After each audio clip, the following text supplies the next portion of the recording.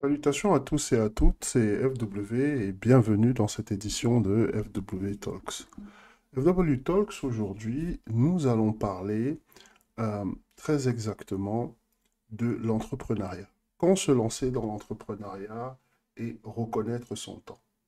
Pourquoi est-ce que nous abordons ce sujet? Eh bien, nous abordons ce sujet parce qu'en tant qu'élu, en fait, très rapidement, tu vas te rendre compte qu'il était très difficile, vraiment très difficile de rester employé quelque part. Maintenant, la question de savoir comment est-ce que tu vas faire pour gagner ta vie, elle peut trouver sa réponse dans l'entrepreneuriat. Alors, pourquoi être entrepreneur? Eh bien, simplement parce que ça va te permettre toi-même de gérer ta structure, toi-même d'avancer à ton propre rythme. Et pour vraiment comprendre l'entrepreneuriat, et si tu es arrivé à cette conclusion que finalement tu ne peux pas être un employé, il te faut toi-même devenir un employeur pour définir toi-même la façon euh, dont tu vas évoluer professionnellement. Ce que tu dois comprendre avec l'entrepreneuriat, et dans le cadre de FW Talks, on aborde toujours les choses d'un point de vue d'une analyse spirituelle. L'entrepreneuriat, comme tout ce que Elohim a créé, comme tout ce que le Créateur fait, est une affaire de saison. Alors, tu vas peut-être me poser la question de savoir de quoi est-ce que je parle. Eh bien, tout est une affaire de saison. C'est-à-dire que dans ta vie, il va y avoir un moment. Il va y avoir une saison qui sera propice pour toi à l'entrepreneuriat. Cette saison-là, il ne faut pas que tu la rates. Si tu la rates, la fenêtre va se refermer et généralement, les cycles sont généralement de 5 à 7 ans.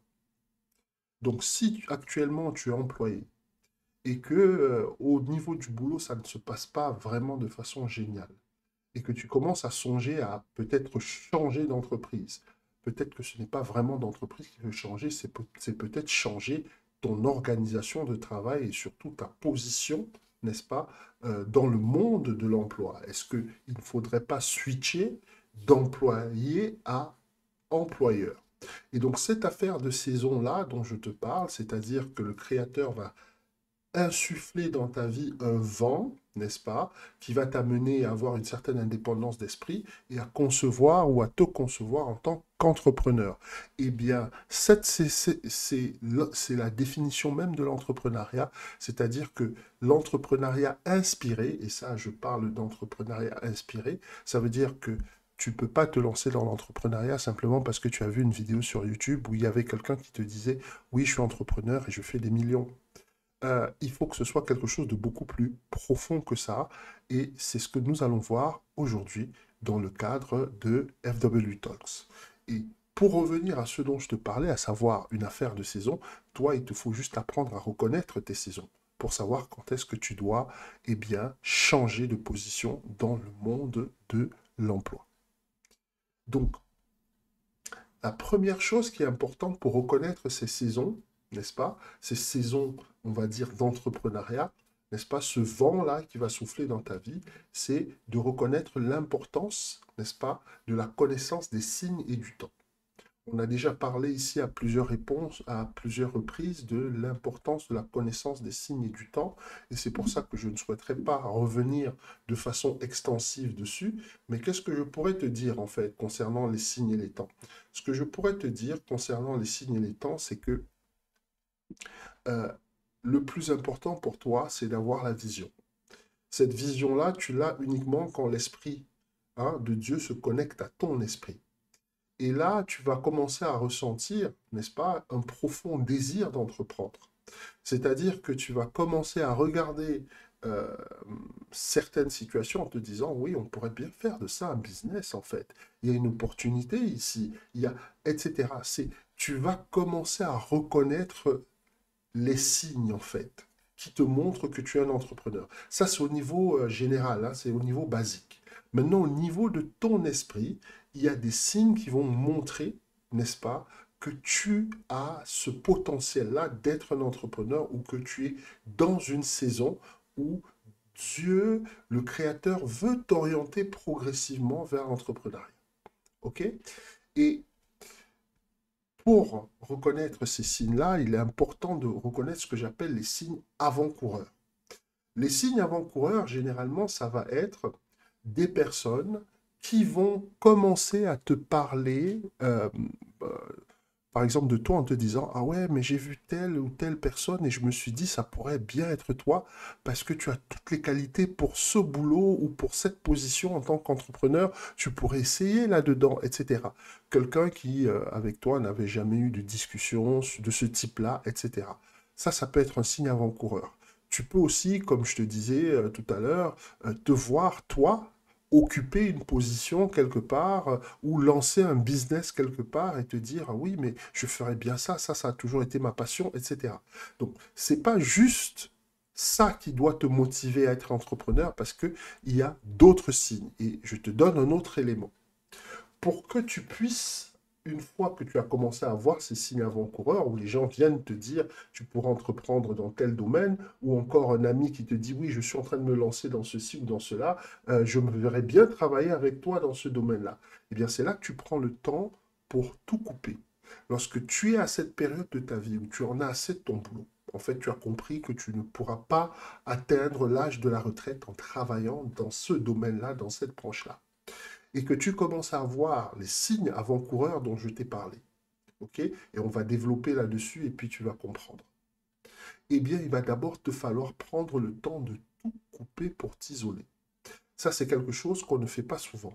Et c'est dans cet isolement-là que tu vas commencer à voir les insights par rapport à si ce que tu ressens ou ce que tu as vu est fondé spirituellement ou encore si ça ne l'est pas du tout.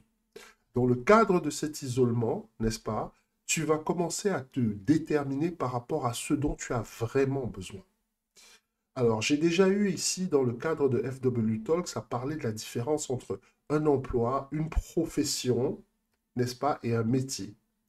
Euh, Dans le cadre de cet isolement, moi, je sais que cet isolement, pour moi, est survenu pendant le Covid. Pendant la crise du Covid, ça m'a permis de m'isoler complètement et ça m'a permis de déterminer ce que je voulais vraiment que ma vie soit. Ce autour de quoi je voulais axer ma vie pour pouvoir m'épanouir spirituellement, socialement et même dans un certain niveau physiquement parce que certains emplois ruinent ta santé.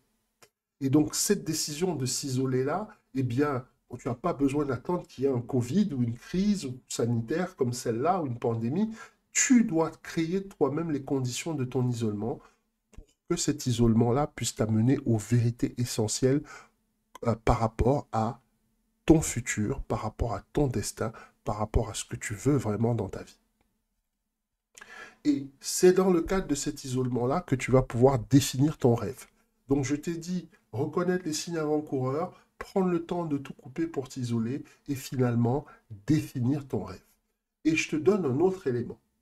Tu dois pouvoir reconnaître les signes du départ. Je te disais tout à l'heure que au niveau de ton emploi, parfois, c'est parfois un peu compliqué, tu sais pas trop, ça se passe mal avec les collègues, ou ça se passe mal avec le management, ou encore c'est l'activité qui te plaît pas, etc. Et puis tu te rends compte que c'est pas la première fois que ça arrive, partout où tu vas, tu bosses pendant 2, 3, 4 ans, et après un moment, tu peux arriver même plus à supporter l'endroit où tu travailles. Au début, c'est super plaisant, au début, c'est presque magique. Tu te dis, oui, j'ai enfin trouvé le bon endroit, j'ai enfin trouvé la bonne compagnie, la bonne entreprise où je vais pouvoir m'investir, où je vais pouvoir m'épanouir, où je vais pouvoir grandir professionnellement, etc.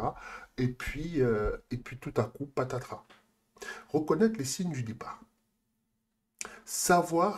Comment savoir si c'est le moment? Alors Dieu va toujours te donner des signes. Ce ne sera pas toujours spectaculaire, ce sera parfois difficile à comprendre et il y a une condition là-dedans, c'est que seuls ceux qui sont connectés à l'esprit peuvent les percevoir. Donc ça va te demander d'ouvrir tes yeux spirituels et tes oreilles. C'est pour ça que je te disais que ce n'est pas juste en visionnant une vidéo sur YouTube ou en lisant un bouquin, ou c'est pas juste ça. C'est un des éléments, hein. Je ne suis pas en train de totalement dénier l'importance du témoignage ou l'importance que le témoignage des autres peut avoir dans ta prise de décision. Ce dont je suis en train de te parler, c'est la réalité que tu ne peux pas prendre une décision sur ton futur juste sur un seul signe. Il t'en faut plusieurs. OK? Et c'est pour ça que je parle de spiritualité. Donc, comment tu fais pour discerner les signes du départ? Tu vas devoir passer par des moments de retraite. J'ai parlé d'isolement là tout à l'heure. Pourquoi tu dois pas passer par des moments de retraite? Parce que, en fait, tu dois pouvoir faire la différence entre, on va dire, trois voix qui vont parler au-dedans de toi. Je ne parle pas de fantômes ou de non. Je suis simplement en train de te dire qu'il va y avoir une guerre intérieure. La première voix qui va parler, ça va être celle de ta chair. Ta chair va toujours te dire, mais tu peux pas quitter ton boulot, qu'est-ce que tu vas manger, comment tu vas payer ton loyer, etc., etc. Il y a celle de ton intellect qui va commencer à parler. Ah ouais, mais tu peux pas te lancer dans tel ou dans tel domaine, mais c'est pas possible parce que dans ce domaine-là, les parts de marché sont super difficiles à acquérir, tu vas jamais faire ton chiffre d'affaires, tu vas jamais faire de bénéfices, mais rends-toi compte, 90% des entreprises, après 3 ans, elles disparaissent complètement, tu vas rentrer dans le lot, etc., etc. Ça va être ton intellect qui va parler. Et puis, il va y avoir ton esprit qui va parler, qui va te dire, mais ça, là, ce que tu as envie de faire, c'est ta passion. Tu as toujours été passionné par tel ou tel ou tel domaine. D'accord? Et là-dedans, non seulement tu vas t'épanouir, non seulement ça va bien se passer, et ce sera peut-être difficile, mais au moins tu seras en train de faire ce que tu aimes. Et c'est là, et c'est là que tu vas voir ce déclic-là, pendant ton moment de retraite. Donc ne pense pas, et c'est pour ça que je t'ai dit, il ne va pas juste suffire que tu aies une discussion avec un ami ou une amie qui te connaît bien, qui va te dire, oui, mais moi je t'ai toujours vu patron de ta propre structure, tu n'as pas besoin de bosser avec les gens, tu es plein de talent, etc. C'est pas comme ça que ça marche. Tu vas prendre des moments de retraite où tu vas méditer, tu vas penser à ta vie. Tu vas regarder ta vie et tu vas te dire, est-ce que cette vie que j'ai maintenant, ok, je veux pouvoir continuer à la vivre sur les 10, 15, 20 prochaines années?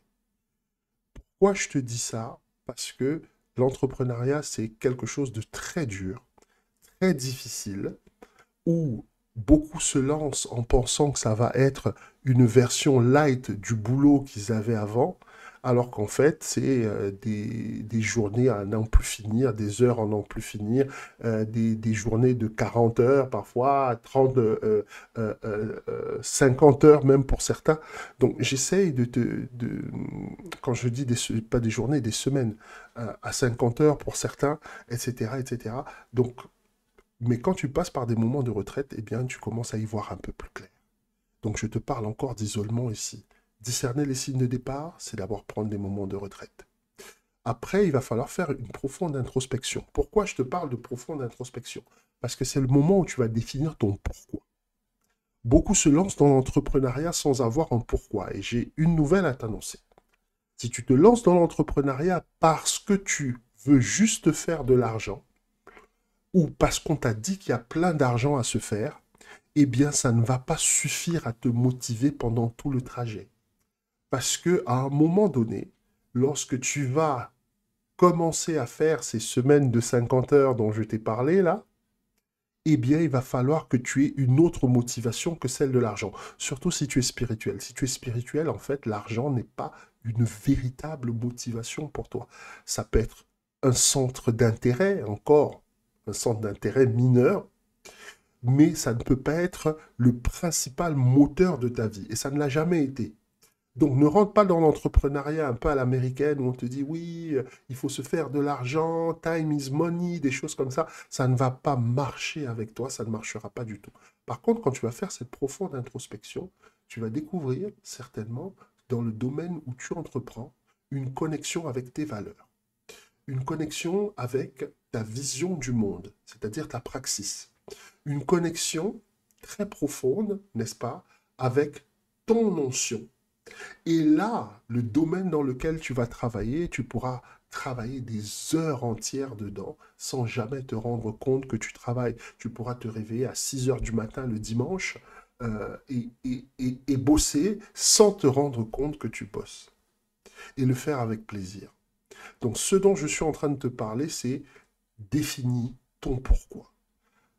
Et tant que tu n'as pas vraiment défini ton pourquoi, sache que tu n'as pas fini de discerner les signes de ton départ. ton pourquoi est une chose extrêmement importante. Le pourquoi tu fais les choses. Est-ce que tu travailles pour rendre un monde meilleur ou est-ce que tu travailles tout simplement, comme l'autre il dit, pour rendre ton compte en banque meilleur? Et tu vas vite comprendre qu'il y a une très grosse différence entre les deux et que malheureusement l'argent ne va pas suffire à te motiver.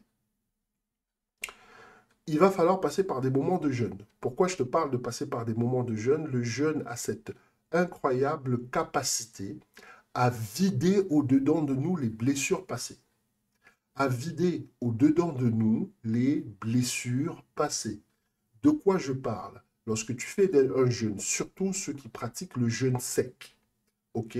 À partir du troisième jour de jeûne sec, il se produit un phénomène au-dedans de toi qui s'appelle l'autophagie. Cette autophagie qui est en fait ton corps qui commence à se manger lui-même, d'accord?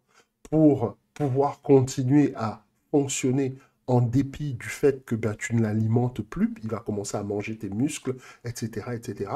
Parallèlement, sur le plan spirituel, il va aussi te permettre d'éliminer pas mal d'émotions négatives. Le bagage que tu as accumulé pendant toute ta vie, où on t'a dit que tu étais nul, où on t'a dit que tu n'avais aucune capacité, où on t'a dit que tu avais vraiment très peu de talent, où on t'a dit que tu n'irais jamais bien loin, toutes ces choses négatives qu'on t'a dites, eh bien, il va falloir les éliminer. Et tu ne peux le faire que dans le cadre du jeûne. Donc, discerner les signes du départ, ça va être effectivement aussi commencer à purger toute négativité de toi. Pourquoi? L'entrepreneur, par définition, c'est quelqu'un d'extrêmement positif. C'est quelqu'un qui voit en permanence le verre à moitié plein au lieu de le voir à moitié vide. Donc si tu n'es pas dans ce mindset-là, n'est-ce pas, tu n'as pas encore validé tous les signes de ton départ. Et là, je te donne un autre élément. Il faut que tu aies le témoignage intérieur. Quand c'est le moment d'entreprendre, bah, tu vas le sentir. Tu vas avoir une conviction intérieure. Quelque chose de particulier parce que ce ne sera pas basé sur du tangible. Ce ne sera pas quelqu'un qui va te dire, écoute, j'ai un contrat à te proposer, tout ce que toi tu as à faire, c'est créer une entreprise et cette entreprise-là, ben, je lui filerai le contrat et c'est toi qui vas gagner ce marché, etc. Ok? C'est pas ça du tout. Tu n'as pas de conviction. Ta conviction n'est pas basée sur de la logique ou sur des faits. C'est euh, basé simplement sur un sentiment de confiance en l'avenir. Et ce sentiment-là, il t'est donné par l'esprit, en fait. OK? Et là, tu vas voir que tu seras en paix même quand ça semblera illogique de l'être. Tu vois, quand par exemple tu quittes un emploi stable, normalement, tu ne dois pas être en paix. Quand tu te lances dans un domaine inconnu, tu ne dois pas être en paix. Quand tu t'aventures dans une profession où tu n'as pas de grandes compétences, tu ne dois pas être en paix, tu ne dois pas être serein. Et pourtant, toi, tu le seras. Et tu le seras pour une et une seule raison. C'est parce que les étapes dont je t'ai parlé là précédemment, tu les as déjà validées. Et là, tu opères déjà dans le spirituel. Tu vis déjà dans le spirituel. Et là, je te donne des éléments de ton témoignage intérieur qui vont permettre de construire ce témoignage intérieur. Tu vas avoir des séquences récurrentes de nombres majeurs. Des nombres majeurs, ou j'entends plus par nombre premier. Ok? Tu vas par exemple voir, tu vas regarder ta montre et il sera 11h11. D'accord? 11h11, ça va se produire une fois, deux fois, trois fois, quatre fois. Et tu vas te dire, mais pourquoi est-ce que je suis poursuivi par des séquences de chiffres? Eh bien, tu es poursuivi par des séquences de chiffres parce que il est en train de se produire quelque chose dans le spirituel. Le chiffre 11 désigne généralement un changement de dimension. Le 11, dans sa forme déjà normale, est construit comme une porte et on entre et ton esprit est en train de vouloir attirer ton attention à ta conscience qu'il est temps de changer de dimension. C'est-à-dire que ta vie précédente, tu dois la laisser derrière pour rentrer dans ta nouvelle vie. Et si tu es cette personne qui est à la recherche de signes et que tu es dans cette dimension-là où tu vois des séquences récurrentes, comprends que le Créateur est en train de te parler à un niveau subliminal. Ce qui veut dire déjà que tu as des capacités spirituelles qui sont inexploitées, ce qui veut dire aussi, et on voit ça beaucoup avec les élus, que, eh bien, tu dois considérer d'abord le point de vue spirituel par rapport à tout ce que tu fais. Donc là, ça c'est la première, c'est un des signes pour ton témoignage intérieur qui est imparable. Autre chose, tu vas faire des rêves prophétiques. Pour certains qui sont beaucoup plus avancés spirituellement, ça va être des visions. Ils vont avoir des flashs où ils vont voir, ils vont entrer quelque part, ils vont peut-être faire une formation, ils vont rencontrer quelqu'un qui va leur parler de son parcours en tant qu'entrepreneur et puis vont avoir un flash où ils vont se voir en train d'entreprendre, en train de créer leur propre structure et en train de performer. Ou ils vont encore avoir aussi peut-être des rêves prophétiques. Ils vont dormir et puis avoir des rêves prémonitoires, ils vont se voir en train de créer des entreprises, etc., etc., etc. Le témoignage intérieur, c'est aussi un autre élément très important. Tu vas avoir des insights assez violents. Ok, les insights assez violents, de quoi je parle? Quand il y a plusieurs types d'insights. Il y a des insights qui sont, on va dire, assez doux, dans le sens où c'est une vérité qui s'impose progressivement à toi. C'est une révélation qui vient progressivement à ta conscience. Et d'autres fois, ça va être violent. Violent, ça va être que tu vas méditer sur un passage de la Bible, peu importe, et où tu vas méditer sur ta vie, et il y a une vérité qui va s'imposer à toi. C'est-à-dire que dès que tu vas sortir de cette méditation-là, tu sauras que cette idée qui vient dans ta tête, elle est vraie, elle est authentique, et que là maintenant, il est temps de prendre de vraies décisions. Souvent, on voit ça avec des personnes qui, après avoir médité, et là, je t'invite à étudier, par exemple, des techniques comme la Lectio Divina, où tu répètes en permanence certains passages bibliques, comme par exemple, je parle de ça tout le temps, le psaume 23, tu répètes, l'Éternel est mon berger, je ne manquerai de rien. Et là, tout à coup, si tu n'avais pas d'idée pour de quel domaine dans lequel tu devais te lancer dans l'entrepreneuriat, si tu ne savais pas exactement ce que tu devais faire comme activité, boum, les idées viennent, ton esprit est clair, tu sais exactement ce que tu dois faire. C'est de ça dont je parle lorsque je parle d'insights qui sont violents. Et nous avançons. Alors, comment partir et tourner la page? Oui, tu es employé, oui, tu bosses quelque part, oui, tu veux te lancer dans l'entrepreneuriat, mais l'idée n'est pas de partir en claquant la porte. Le moment de ton départ doit toujours être entouré de gratitude et de sérénité. Je répète, l'énergie qui doit prévaloir, c'est la gratitude et la sérénité. Gratitude, pourquoi? Parce qu'en fait, il ne faut jamais oublier que ta vie entière est un voyage. Et que ta précédente position ou situation, hein, c'est qu'une étape en fait dans ton périple. Ce qu'il faut éviter, c'est de s'enfuir. Et je te donne ici une maxime hein, de mon mentor Jeffrey Abraham qui dit partir, c'est marcher avec son temps. S'enfuir, c'est en être victime.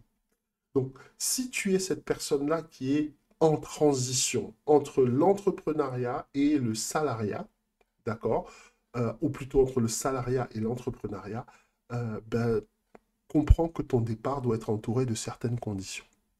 Et de quoi je parle? Ne pas s'enfuir, mais partir au bon moment. Alors, ne quitte pas ton emploi par frustration. Ça, c'est ce qu'il ne faut surtout pas faire. Ne pars pas parce que ton patron te complique la vie, parce que tes collègues sont difficiles. Pourquoi? Parce que ton emploi actuel, en fait, il est là pour te donner certains skills dont tu auras besoin dans le futur. Si tu pars trop tôt, il est possible qu'il y ait certains skills que tu n'aies pas acquis. Si tu pars trop tôt, il est possible qu'il y ait certaines qualités morales, mentales, spirituelles que tu n'aies pas acquis, même si tu dois les acquérir dans le dur. OK? Et le dernier point que je voudrais te donner, c'est que l'énergie avec laquelle tu pars détermine aussi celle avec laquelle tu vas faire ton chemin. Donc, ne pars pas en claquant la porte. Pars en fermant tranquillement la porte et en remerciant tout le monde. Et puis, tu continues ta route, tu traces ta route. Parce que, en fait, ta vie, c'est ton voyage. Et ces personnes qui, je ne sais pas, ont constitué l'essentiel de ton quotidien pendant 5 ans, 10 ans, peu importe, eh bien, à un moment donné, il y a eu un moment donné où tu ne les connaissais pas. Ce que je veux te dire, c'est qu'avant d'être dans cette entreprise, tu as vécu d'autres choses. Et tu vas encore vivre d'autres choses. Tu vas encore créer d'autres connexions et rencontrer d'autres personnes. Donc ne te formalise pas et ne te focalise pas sur ce que tu laisses derrière. Focalise-toi sur ce que tu vas créer dans ton chemin devant. Et je termine par ceci. Je termine par le saut de l'ange ou le pas de la foi. Ça, c'est le moment où tu vas vraiment te lancer. Ça, c'est le moment où tu vas partir dans la création de ton entreprise. Alors, la foi n'est pas toujours logique. Avancer dans l'inconnu, ça va te demander du courage et n'hésite pas à prier par rapport au courage. Le courage, c'est pas de ne pas avoir peur. Le courage, c'est malgré que tu aies, entre guillemets, la pétoche, que tu sois, voilà, dans tous tes états, que tu continues à rester positif et productif. C'est à ressentir la peur. Le courage, c'est quoi? C'est ressentir la peur, mais rester positif et productif.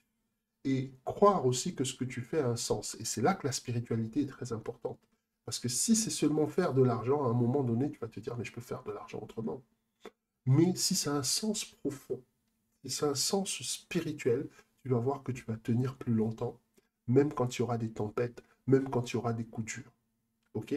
Et croire aussi que ce que tu fais s'inscrit dans un plan global dont seul le Créateur connaît les tenants et les aboutissants. Donc tu dois lui faire confiance totalement et profondément. Alors qu'est-ce que je pourrais te dire en conclusion? C'est si tu es dans cette transition entre le salariat et l'entrepreneuriat, valide ton pourquoi. Valide ton pourquoi spirituellement.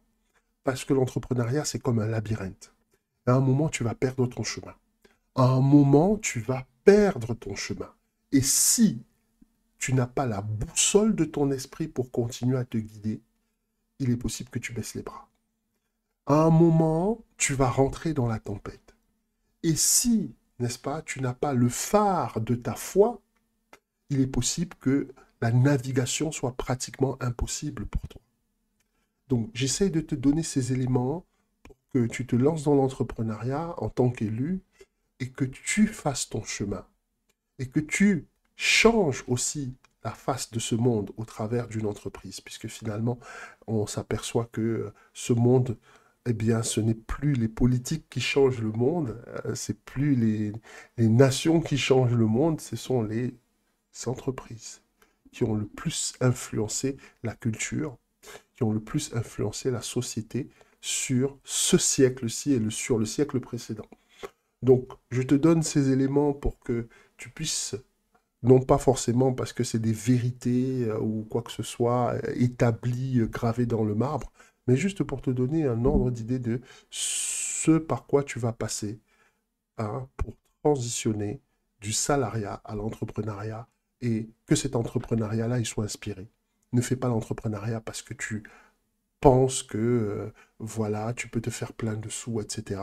Mais sois cette personne qui fait l'entrepreneuriat parce qu'elle a quelque chose à apporter spirituellement pour rendre ce monde meilleur. Voilà les amis, c'est tout pour cette édition de FW Talks.